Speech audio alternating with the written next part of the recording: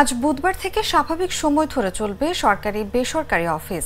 সে অনুযায়ী আজ থেকে সরকারি অফিস চলবে সকাল ৯টা থেকে বিকেল ৫টা পর্যন্ত। মঙ্গলবার জনপ্রশাসন মন্ত্রণালয়ের এক সংবাদ বিজ্ঞপ্তিতে জানানো হয়, ৩১ জুলাই থেকে সব অফিস স্বাভাবিক সময়সূচি অনুযায়ী চলবে। সহিংসতার কারণে কারফিউ জারির পর গত ৫ দিন সময় কমিয়ে চালু ছিল অফিস।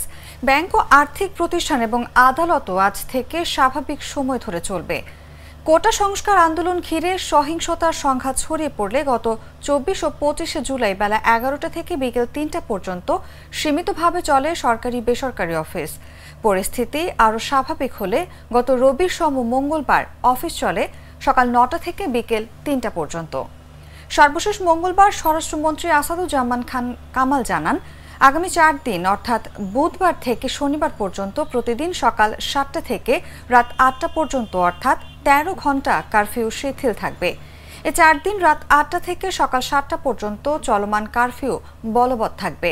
কারফিউ শিথিলের এ সিদ্ধান্ত ঢাকা, নারায়ণগঞ্জ, গাজীপুর ও নরসিংদী জেলায় কার্যকর হবে। অন্য জেলাগুলোতে স্থানীয় প্রশাসন এ বিষয়ে সিদ্ধান্ত নেবে বললেও জানিয়েছেন মন্ত্রী।